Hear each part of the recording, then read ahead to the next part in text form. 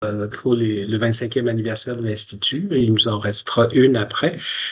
Benoît va vous en parler là, après la période de questions et la présentation d'Amélie, mais donc la 6e aujourd'hui, toujours le même objectif qu'on reprend, c'est-à-dire qu'on a essayé de penser le programme de ces conférences-là, les invitations qu'on a faites pour nous permettre de penser au-delà de l'ordinaire, au-delà de nos dossiers habituels, au-delà des mandats du ministère, mais essayer de penser plus loin, de se rapprocher le plus possible, là, de façon asymptotique de notre rôle d'anticipation des grands problèmes de santé publique, de façon de nous aider aussi à penser l'avenir de l'institution pour les prochaines 25 années. Et être capable de continuer à occuper la position de leadership que l'Institut a eu depuis sa création. Alors, c'est dans cet esprit-là qu'on a invité Amélie. Je l'appelle Amélie parce que je la connais, hein, c'est sûr. Puis quelqu'un pour qui j'ai beaucoup d'admiration pour son travail. Je la connais en fait je la connais depuis plus longtemps qu'elle ne me connaît parce que j'ai souvent eu son dossier entre les mains. Puis je suis bilingue. Une génération, une cohorte avant elle dans la profession. Là, il faut imaginer que les promotions, les demandes de subventions, les choses comme ça c'est souvent arrivé sur mon bureau dans le passé. Et j'ai toujours eu beaucoup d'estime et d'admiration pour son travail. Vous allez voir aujourd'hui pourquoi. Elle est directrice du département d'équité, éthique et politique à l'École de santé publique de McGill. Elle est surtout titulaire d'une chaire du Canada sur les politiques et les inégalités sociales de santé. C'est quand même assez exceptionnel. Beaucoup publié, évidemment, beaucoup travaillé dans l'espace nord-américain aussi, ce qui est très intéressant en termes de connaissances comparatives des systèmes. C'est pas quelqu'un qui a juste travaillé sur un problème, un pays, une situation, une juridiction, mais qui a vraiment une vue comparative. Ça, je trouve ça aussi très important. Va nous parler des déterminants sociaux et structurels de la santé. C'est une question qui nous préoccupe, est au cœur du programme scientifique de l'Institut, comme vous le savez. Donc ça aussi, je pense que c'est absolument extraordinaire de vous avoir ce matin, ma chère Amélie. J'avais pensé vous chanter la musique d'Amélie Poulain pour vous introduire, mais je vais me contenter de vous dire bravo, merci, puis bonne chance. Merci. Merci beaucoup. D'abord, merci beaucoup pour ces années passées. Et le soutien à travers toutes ces années et pour la déclaration maintenant. Et évidemment pour l'invitation. Je suis vraiment ravie ici de pouvoir venir vous parler et je vais d'abord commencer en cette semaine de vérité et réconciliation. Je veux reconnaître qu'à McGill, on a le privilège de travailler sur un territoire qui a longtemps servi de lieu de rencontre et d'échange entre les divers peuples autochtones, dont les nations Haudenosaunee et Anishinaabe. Et j'aime toujours commencer mes présentations avec cette reconnaissance parce que, en fait, cette idée de venir ensemble et de se rencontrer, venant de peut-être des fois divers horizons, c'est un peu ce que j'essaie de vous. Ça va avoir un effet aussi. C'est ce que j'ai essayé de prendre comme perspective pour cette présentation. Donc, les déterminants sociaux et structurels de la santé, implications pour la santé publique. Mon invitation ici est pas tant de vous fournir un palmarès du best-of de ma recherche, mais plutôt de vous inviter à une réflexion que j'ai eue au cours de cet été, alors que je travaillais sur un article qui va paraître dans Healthcare Papers. En réaction, on a beaucoup d'anniversaires. Hein. Cette année, on a eu la Londe à 50 ans, on a eu, là, c'est sur la loi canadienne sur la santé, donc la loi canadienne sur la santé à 40 ans, et on m'a invité à réfléchir sur les implications de l'équité par rapport à cette loi et son futur potentiellement quand on réfléchit à ce qui vient par rapport à ça.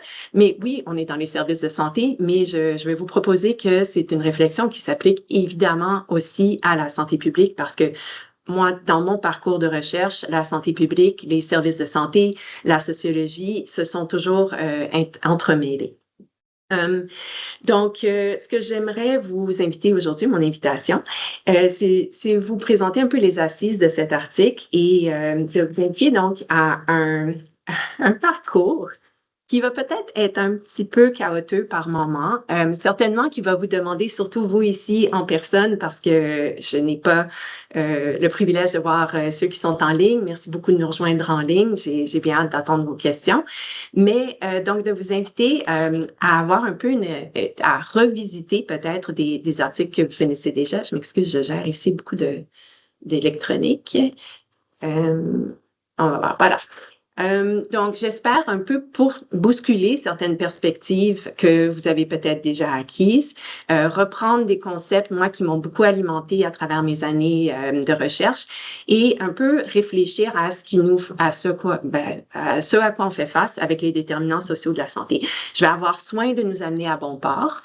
Donc, pour faire ça, je vais d'abord vous donner déjà le message principal que je souhaite laisser aujourd'hui, qui est j'aimerais vous partager mon observation. Je pense que les déterminants sociaux de la santé sont avec nous et seront toujours avec nous. Les inégalités sociales de santé seront toujours là avec nous.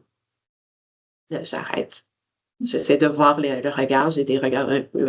Oui, d'accord, je vois des têtes qui hochent. Peut-être que vous avez déjà réfléchi à ça. Peut-être que vous êtes, je confirme ce que vous pensez déjà. Peut-être que ça choque un peu parce que si on dit ça, est-ce qu'on baisse les bras? Est-ce qu'on arrête d'essayer? Mais non, en fait. Puis ce que je veux partager ici, c'est à quel point les déterminants sociaux et structurels de la santé, les inégalités qui en découlent, c'est un peu je le vois, moi, un peu comme une loi fondamentale des sociétés. Et plutôt que de succomber au découragement et d'arrêter de combattre, en fait, ça nous donne encore plus de vigueur pour la recherche, pour les études, pour les innovations qui vont nous permettre d'aller en avant de ces inégalités-là. Parce que ce que je vais partager, en fait, c'est ces principes fondamentaux qui font que les inégalités vont toujours se renouveler. Elles vont prendre d'autres voies, d'autres mécanismes. Et aussi, on y réfléchit souvent beaucoup comme une lutte contre la pauvreté, une lutte contre l'exclusion qui est vraiment essentielle, mais ça nous amène à un peu ignorer les autres processus, les processus de cumul des avantages et non des cumuls des désavantages.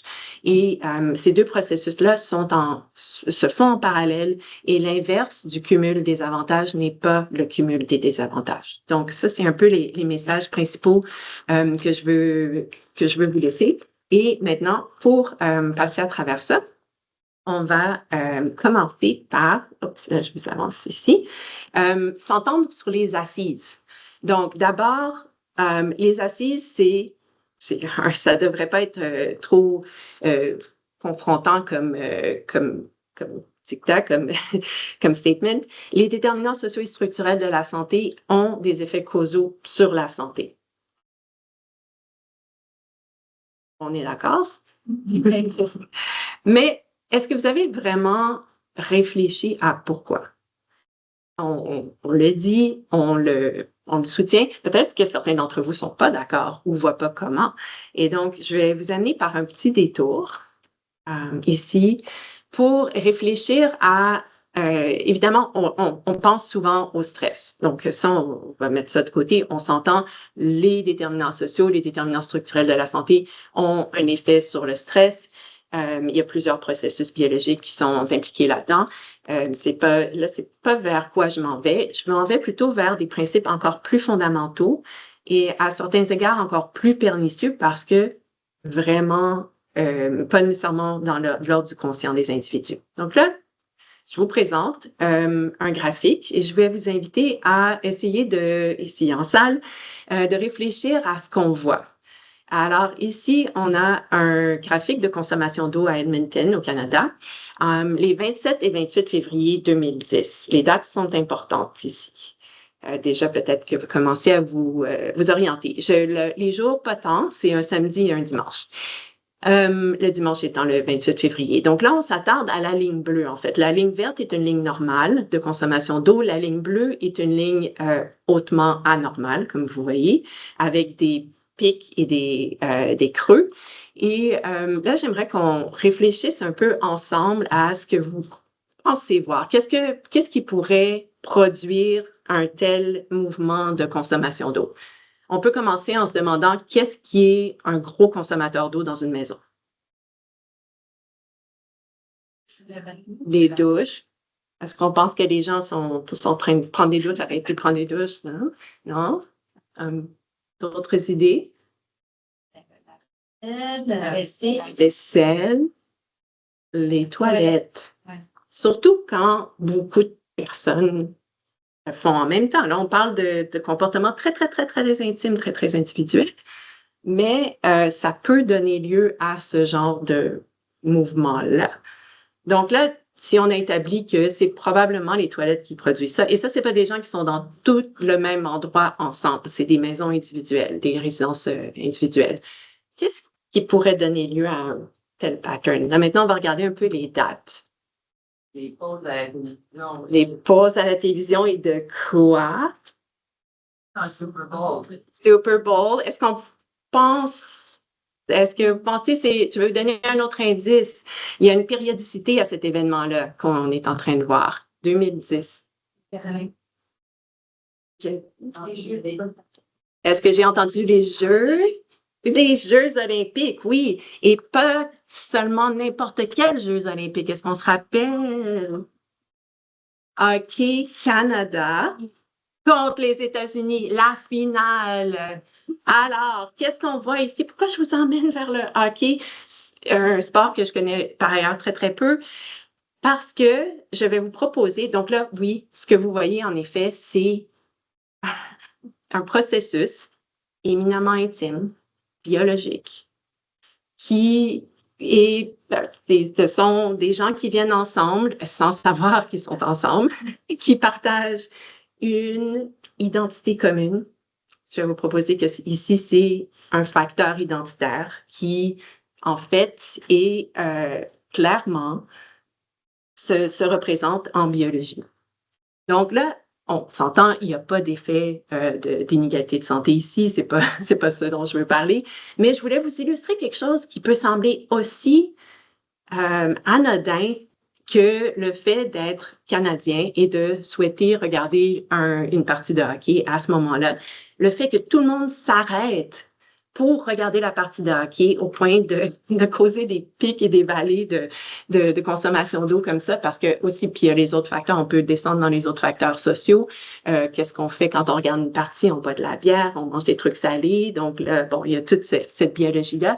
Voyez comment ça peut être tellement profondément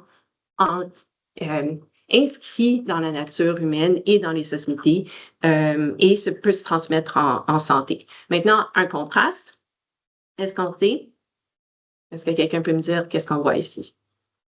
L'équipe canadienne féminine de soccer qui a gagné et qui a gagné dans un contexte où on ne s'attendait pas à ce qu'elle gagne, mais avec une victoire à l'arraché, grande fierté. Est-ce que vous pensez qu'on aurait vu les mêmes patterns de consommation d'eau au Canada quelque part? Non.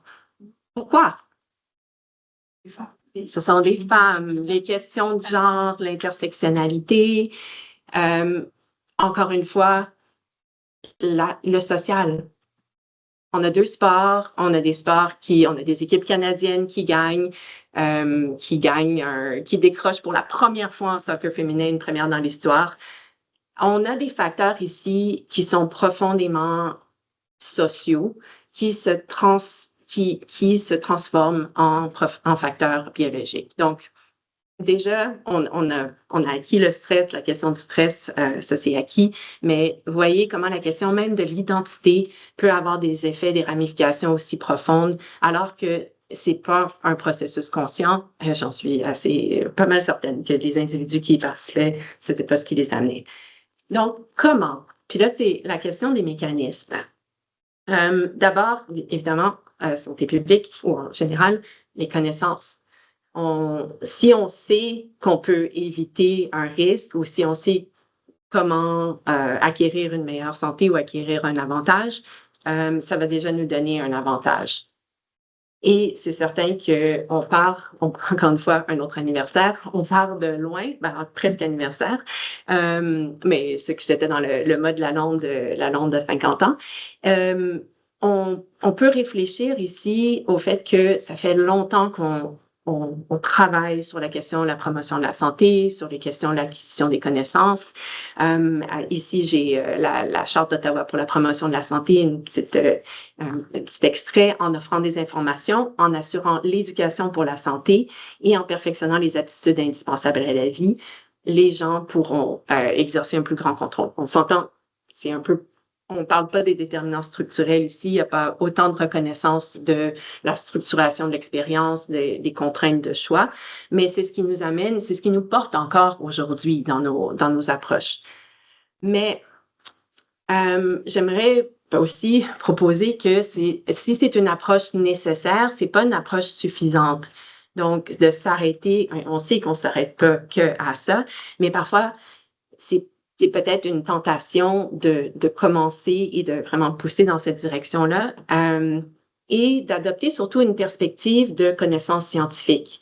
Et ça, je vais y revenir un peu après, mais on valorise justement parce que dans une perspective identitaire, dans notre acquisition des apprentissages, on valorise tellement la science, on peut oublier que d'autres populations, d'autres sous-populations n'ont pas les mêmes approches, les mêmes valeurs. Et je vous présente ici un article que Lincoln Phelan avait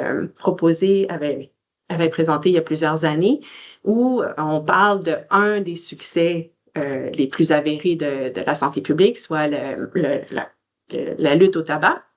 Et ce que vous voyez ici, dans le fond, c'est la progression de personnes dans la société américaine qui répondent oui à la question, est-ce que le fait de fumer de la cigarette est une cause de tabac, est une cause de cancer du poumon? Et vous voyez qu'à travers les années, donc après le rapport du Surgeon General, on a, à travers la société, une lente diffusion des connaissances. Et là, oui, je devrais dire aussi, ça se ventile par niveau d'éducation.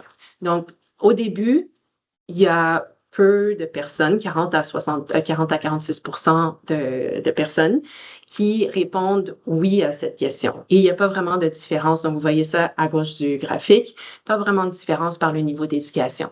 À mesure que les connaissances se diffusent dans la société, on voit une augmentation plus marquée chez les personnes qui ont une plus grande éducation. Donc, ça, c'est à droite des graphiques de 1969 jusqu'à 1999.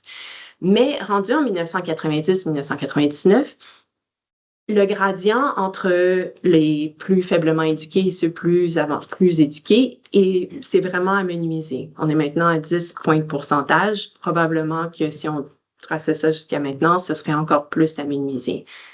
Or, vous le savez très bien, il y a encore un gradient assez important dans la cigarette. Et ce que c'est le contraste, en fait, ici qu'on voit, c'est la proportion de fumeurs à l'époque. Et donc, vous voyez encore une fois, en 1954, c'est un peu l'image miroir. Donc, 40% de la population fume, pas de différence socio-économique. Et là, à travers le temps, on voit maintenant que le gradient socio-économique est en train de se développer. Donc, même connaissance, je vous rappelle le graphique précédent, rendu en 99, c'est flat. Il n'y a pas de différence entre ceux qui ont un niveau d'éducation secondaire et ceux qui ont un niveau universitaire. Et là, maintenant, on a des comportements qui ne suivent pas.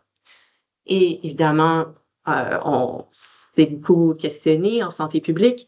Et je me souviens quand j'étais au bac, on nous a présenté cet article de Jenny Poppé, Garrett Williams, qui m'avait beaucoup marqué. Donc, cette question de Public Health Research and Lay Knowledge. Donc, c'était un peu le début, je dirais, de ce qui nous amène maintenant dans des recherches plus participatives.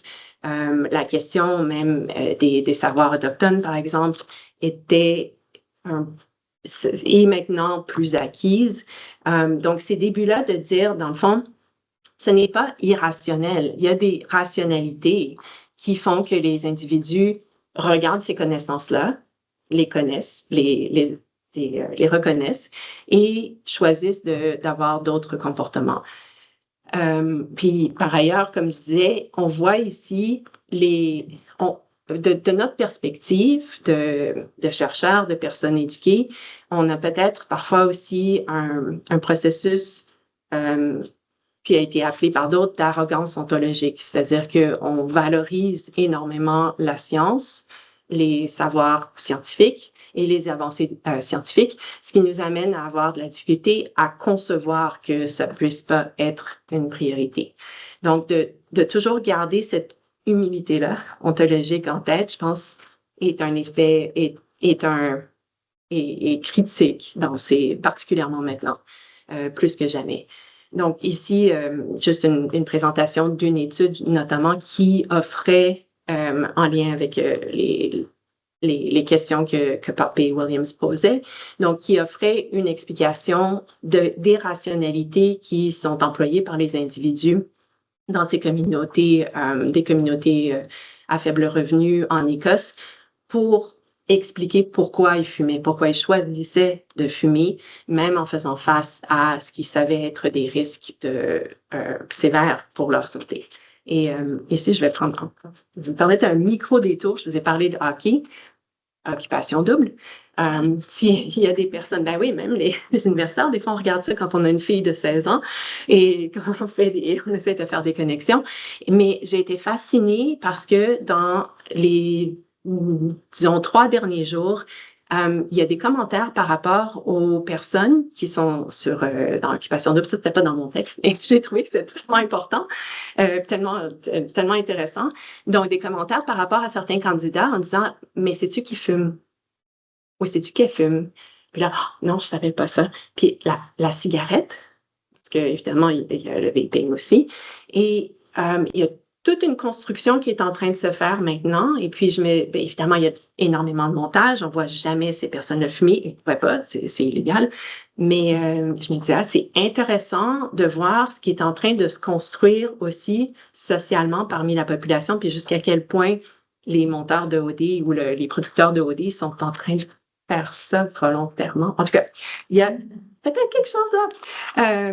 Je ne sais pas, je vous recommande pas nécessairement à la santé publique d'aller faire des coucous à OD, mais il y a quand même un processus, il y a d'autres choses qui vont se présenter, on s'entend. Il y a il y a beaucoup de consommation d'alcool, mais il y a d'autres choses qui vont se présenter certainement dans ces contextes-là, mais ça, je trouvais que c'est un intéressant mouvement social ou révélateur de mouvements sociaux peut-être.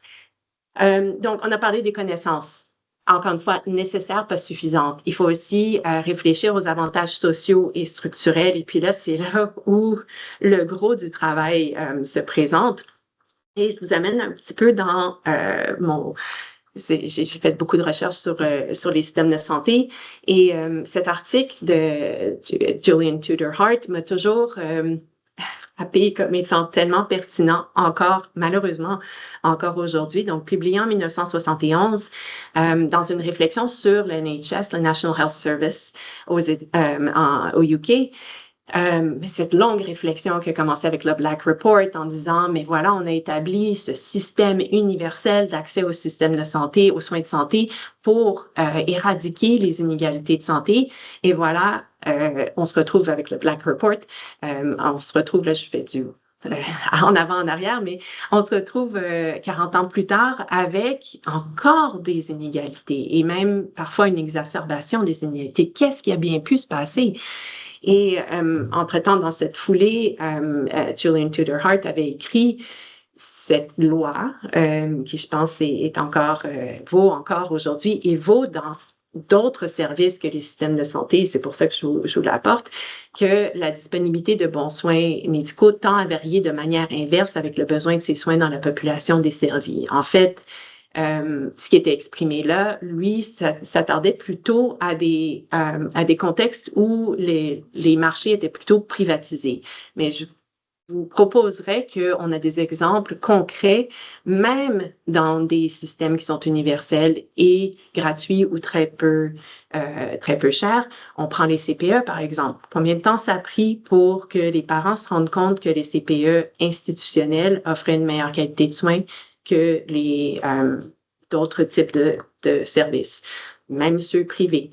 Il y a une connaissance sociale qui s'établit excessivement rapidement quand un bien est valorisé, quand on perçoit qu'un bien peut nous offrir un avantage à nous ou à nos enfants. Et le mouvement suit. Et ça, c'est dans un système qui est techniquement universel. Puis bon, après ça, j'ai des collègues qui ont travaillé à démontrer comment ça s'est ventilé différemment. On l'a dans notre système de santé aussi, on le sait. Donc, on a ces effets-là. Il ne faut pas se leurrer que parce qu'on établit un système public et universel, on a nécessairement plus à se soucier de l'impact des déterminants sociaux et structurels de la santé.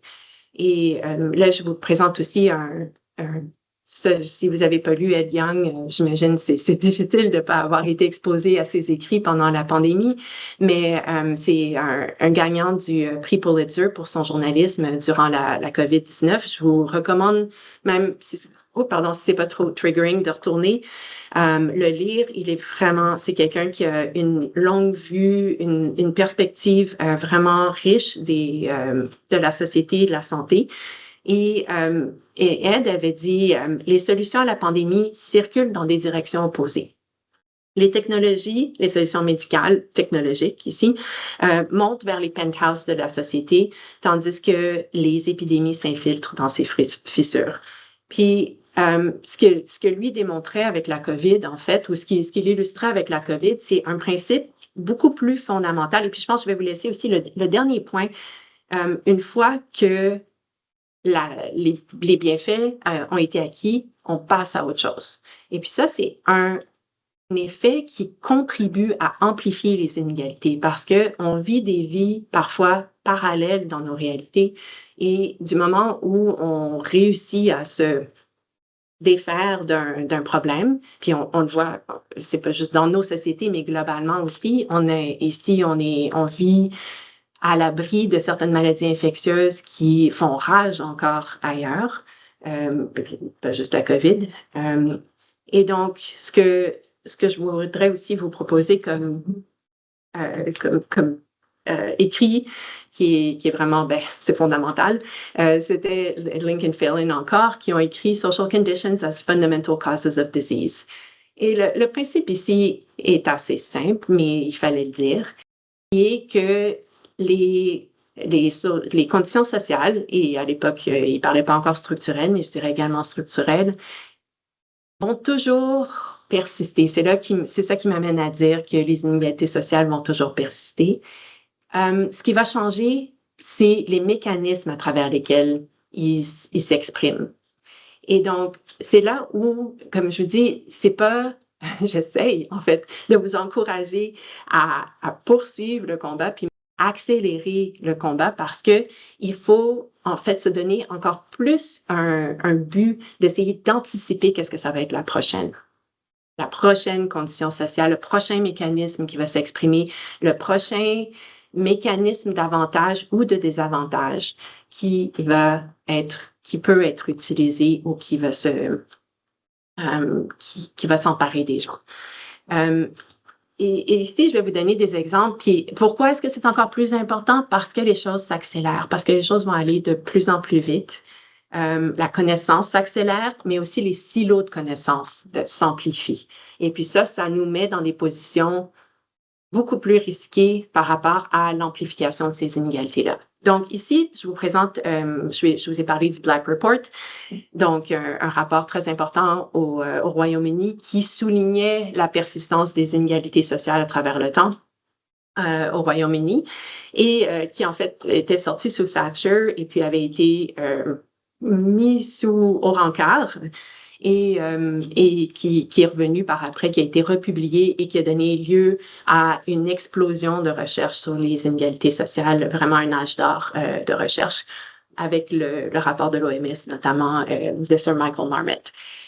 Bon, et revenons ici. Donc, qu'est-ce que je vous montre ici? J'ai oublié une traduction, désolée. Donc, la moyenne de mortalité cardiovasculaire prématurée, vous voyez la ligne, on a deux périodes, 1949-53, 1991-93. Ça, pour ceux aussi qui sont intéressés, c'était des Standardized Mortality Ratios. Je ne vais pas rentrer dans les détails, mais essentiellement, l'idée qui est démontrée ici, c'est que cette mortalité cardiovasculaire avait un gradient qu'on considérait maintenant inverse. C'est-à-dire que les personnes qui étaient dans les classes supérieures donc en vert, avaient un plus haut risque de mortalité que les personnes qui étaient dans les classes, disons, inférieures, qui étaient les classes plus manuelles, qui, elles, avaient un risque de mortalité inférieur de 11 c'est plus du tout ce qu'on voit maintenant. Et de fait, par le temps qu'on arrive aux années 90, on a un ratio inverse ou un gradient inverse où les personnes qui sont de classe, de classe inférieure ont un risque de mortalité supérieur de 82 et celles qui sont les gens qui travaillent dans des classes supérieures de la société, donc les classes administratives, par exemple, ont un risque de mortalité inférieur. Donc, on inverse le ratio, on inverse le gradient de l'information qui s'est diffusée à ce moment-là, comment éviter les maladies cardiovasculaires. Donc, l'avantage qu'on voyait dans les années 40 des gens qui travaillaient dans des emplois plus manuels se perd à travers le temps. Les personnes qui travaillent dans des emplois plus sédentaires apprennent que c'est bon l'exercice et qu'il faut faire attention de ne pas manger trop de fish and chips. Et on voit maintenant un gradient qui s'augmente. L'accès au système de santé aussi. Système de santé complètement universel, gratuit à l'accès. Le Black Report a démontré que les classes supérieures en faisaient meilleur usage, plus usage. Donc, il y a une facilité, une certaine des affinités culturelles, disons. On se présente différemment à un médecin quand on vient avec un certain niveau d'éducation et le médecin réagit potentiellement différemment. Tous ces effets-là ont été démontrés. Le système n'est pas neutre face au statut social et certainement pas au statut racisé non plus. Donc, on a ici une inversion du gradient. Je vous amène maintenant dans une période beaucoup plus récente et qui a bougé beaucoup plus vite. On est à Montréal durant la COVID, donc entre le 22 mars et le 10 mai, c'est le nombre de cas quotidiens. En bleu foncé, on a milieu ouvert ou inconnu, puis orange, travailleurs de la santé, je vais surtout vous axer là-dessus. Vous voyez ici, dans les débuts, donc 22 mars, début de la pandémie, début de la pandémie quand on commence à mesurer, et jusqu'au 10 mai. Grosse, c'est peu de cas, mais un début un peu plus difficile, disons, dans ce quartier. Et je vais vous proposer ce quartier en question. Vous pouvez retourner aux données. C'est Outremont. Donc, on a un quartier à haut revenu, à faible densité, un début un peu plus chaud, et puis après ça, les cas descendent vraiment beaucoup. On a je vais proposer ici déjà un peu l'explication, potentiellement des gens qui ont voyagé. On sait que c'était la relâche juste avant et ensuite, on apprend qu'il faut s'isoler et donc, il y a protection. Ensuite, contraster ça à quartier à faible revenu, haute densité, population racisée. Quelqu'un peut peut-être deviner de quoi on parle. Montréal-Nord. Ici, vous voyez que d'abord, l'échelle, si vous avez gardé en tête, on avait une échelle de 0 à 15 sur le précédent, cap quotidien maximum 15. Ici, on est de 0 à 100. Donc déjà, très différent, un portrait très différent. Et qu'est-ce qu'on voit aussi? Un peu de cas au début, même échelle temporelle. Et là, après ça, c'est un quartier chaud. Ça se répand et ça se répand beaucoup chez les travailleurs de la santé. Donc, les personnes, les anges, dont on se rappelle qui ont travaillé dans CHSLD, qui soutenaient les personnes qui avaient la COVID, qui soutenaient les hôpitaux, mais aussi très haute densité. Donc, ici, on parle pas de 40 ans, de 50 ans, on parle de 3 mois. Et tout de suite, on voit quand on sait, donc la connaissance, qu'est-ce qu'on peut faire? On peut s'isoler. C'est beaucoup plus facile de s'isoler quand on est 2-3 à vivre dans une maison que si on est plus dans un appartement. Si on peut, là c'est le printemps, on peut commencer à sortir un petit peu dans nos quartiers, sur nos balcons. Si on ne peut pas sortir, si on a des gens qui sont des travailleurs essentiels qui doivent aller travailler, si on peut travailler de la maison versus si on est obligé d'aller au travail, d'aller dans les transports en commun. Donc, des conditions, oui, il y a la connaissance, mais après ça, il y a les conditions matérielles. Et puis, l'interaction de ces deux facteurs-là montre comment les déterminants sociaux peuvent changer très rapidement, comment les mécanismes à travers lesquels l'avantage et le désavantage social peuvent s'exprimer peuvent fonctionner dans ce cas-là très rapidement. Donc, travailleurs de la santé, essentiel, versus, ici, ça, c'est une étude phylogénétique des cas qui étaient au Québec et qu'on peut retracer à plusieurs lieux. Donc, un peu le smoking gun que certains préconisent pour le Québec, qui était de la semaine de relâche. Mais je sais que c'est encore contesté. Du côté social, moi, ça m'avait amené à dire, quand on disait, you must socially distance, de un, on s'entend que c'était pas nécessairement ce dont on parlait, mais physiquement, de pouvoir se distancier physiquement, c'est un privilège. Et puis, c'était vraiment trop peu reconnu. Puis, on l'a vu, en fait, dans les joutes qui se sont faites entre Montréal, qui avait une réalité très particulière, et le reste du Québec. Puis très concrètement, on l'a vu, ceux d'entre nous qui avaient des enfants à l'école, le 28 mai, le reste du Québec est retourné à l'école, mais pas nous. Et encore, on était chanceux parce que moi, j'ai des collègues en Ontario qui, encore en 2020-2021, avaient les enfants à la maison. Toutes ces réalités-là, c'est l'expression de facteurs sociaux, c'est l'expression de décisions politiques aussi qui viennent s'imbriquer, qui viennent modifier ces réalités-là pour les individus, les amplifier, puis les mitiger aussi. Donc, implication pour la santé publique, je peux peut-être essayer d'abord de résumer ce que j'espère avoir démontré ici. Donc, de un, les inégalités sociales et structurelles de santé seront toujours avec nous. Oui. Mais, encore une fois, si c'est une hydre ou un whack-a-mole, ça dépend de vos référents culturels, il ne faut pas se décourager, en fait. Il faut soutenir le combat, soutenir la perspective, et puis se rappeler que si c'est un processus qui est peut-être, comme je disais, un peu comme la gravité, c'est pas... On ne se bat pas contre la gravité à tous les jours. Certains d'entre nous, oui, surtout avec le vieillissement, mais on réussit à fonctionner quand même. Et c'est un peu la même proposition que je veux vous faire. En fait, c'est un appel au combat, c'est un appel c'est souligner l'importance de ce combat-là, de se rappeler qu'il faut absolument maintenir ces perspectives de recherche, parce que l'implication, les effets de santé publique, les études de santé publique sont fondamentales pour avoir un effet, pour mitiger ces inégalités.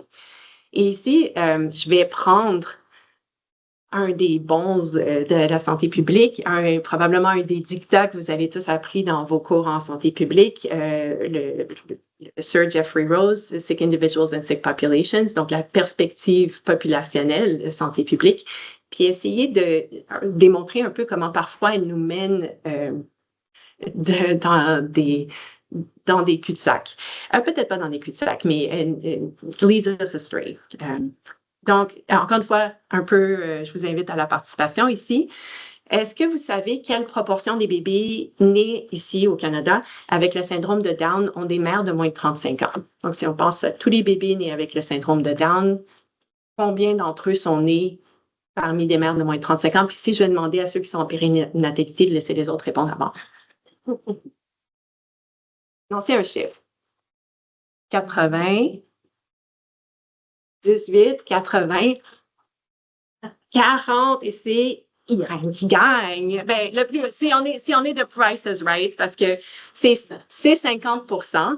Et dans le fond, ce que j'entends ici, j'ai entendu, je pense, deux perspectives par rapport au risque individuel versus au risque populationnel. Donc, on a eu le risque individuel, ça doit faire, ou peut-être c'était un risque populationnel, il y a beaucoup de bébés. En fait, la solution ici, c'est que oui, les femmes de moins de 35 ans ont un beaucoup plus faible risque d'avoir une naissance de Down avec le syndrome de Down, mais elles comptent pour 78% des naissances dans la population. Et donc, de par paradoxe de la prévention, de par les principes de Rose, on a beaucoup plus de cas. Or, vous savez, on tend à regarder plus la prévention vers les mères de plus de 35 ans, qui, elles, ont 16% des naissances au total, mais 28% des naissances de Down syndrome. Et donc, il y a une raison ici, il y a les risques, je ne vais pas rentrer dans les risques, les ratios relatifs de risque, mais c'est un peu l'idée que je veux vous amener, qu'on fait face à la même chose dans les déterminants sociaux de la santé. Et donc, cette idée du paradoxe de la prévention, donc cette mesure de prévention qui procure des grands bénéfices pour la population dans son ensemble, peut offrir peu d'avantages, voire aucun à chaque individu isolément. C'est super puissant pour l'action en santé publique. C'est fondamental, mais ça nous amène aussi parfois à oublier les distributions qui sous-tendent ces populations-là.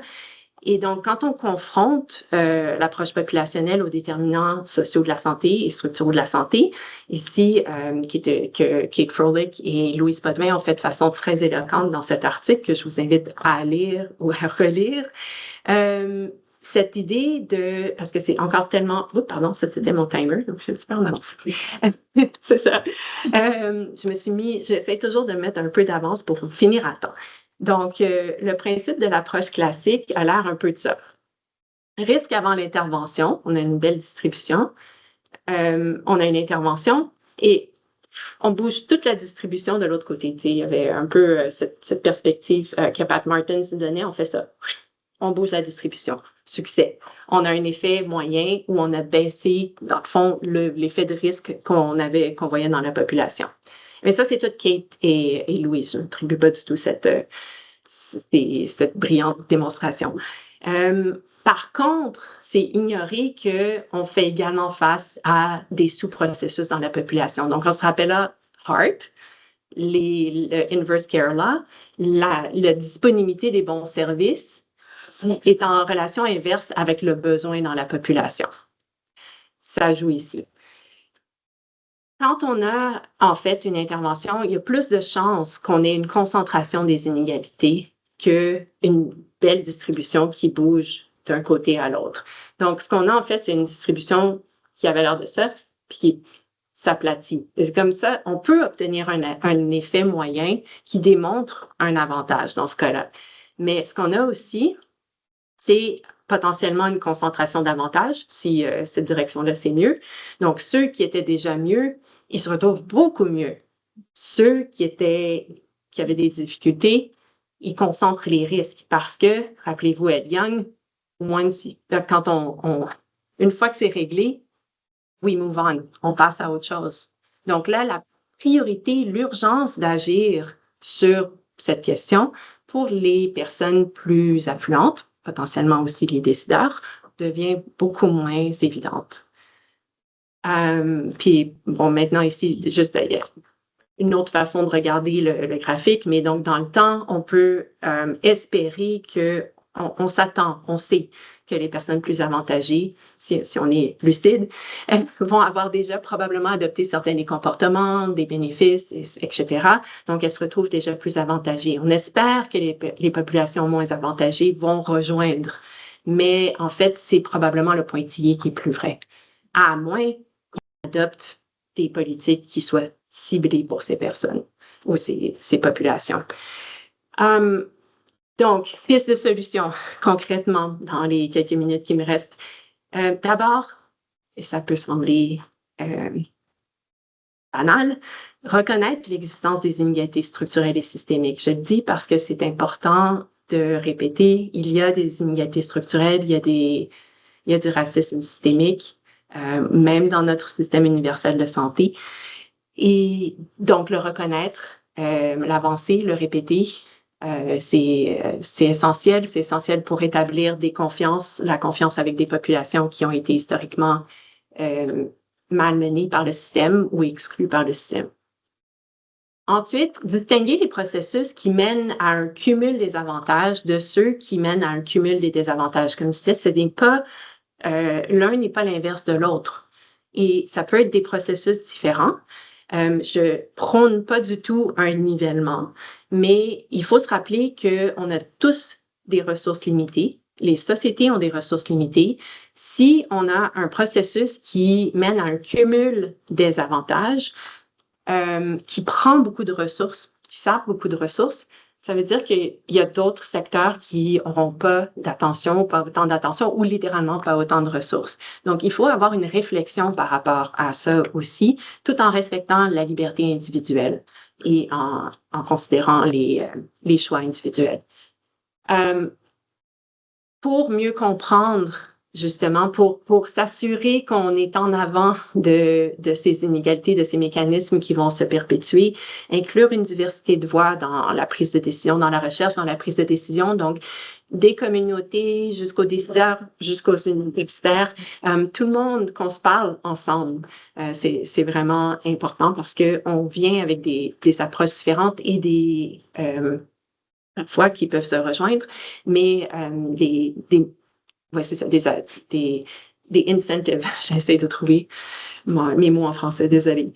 Et mais finalement, mais ça, c'est probablement toujours le combat de tous les jours et encore plus aujourd'hui, mais combattre la désinformation et la mésinformation. Ce qu'on prenait pour acquis, moi, quand je faisais mon bac, le mur de Berlin était tombé il n'y a pas très longtemps. On avait cette impression que la démocratie était sur une marche inéluctable. C'était la fin de l'histoire. Alain Touraine nous expliquait tout ça. En fait, les réalités maintenant, c'était peut-être une période, un âge d'or, et puis maintenant, il faut retourner à considérer que la démocratie est une option et qu'elle est sous attaque. On voit à travers le monde, il y a de plus en plus d'élections qui sont questionnées au sud de nous, et on n'espère pas chez nous, mais ça pourrait venir aussi. Il faut, je pense, redoubler d'efforts. Et puis, en terminant, si je vous laisse un peu avec cette idée que justement c'est l'hydre ou le combat sans cesse renouvelé, ben, je pense qu'il faut imaginer Sisyphe heureux. Faut avoir l'espoir de réfléchir à ce qu'on peut faire, aux outils qu'on a, aussi reconnaître tout le progrès qui a déjà été fait, et puis le fait que c'est la juste cause aussi. Il faut continuer à se mettre de l'avant, à continuer à clamer haut et fort que les déterminants sociaux et structurels de la santé ont des effets concrets sur la santé et qu'il y a quelque chose à faire et qu'on peut au moins mitiger, limiter, même peut-être les éviter complètement, mais toujours garder en tête qu'il y a un autre qui va se dresser éventuellement. Et puis, je vais vous laisser là-dessus. Je vous remercie de votre attention.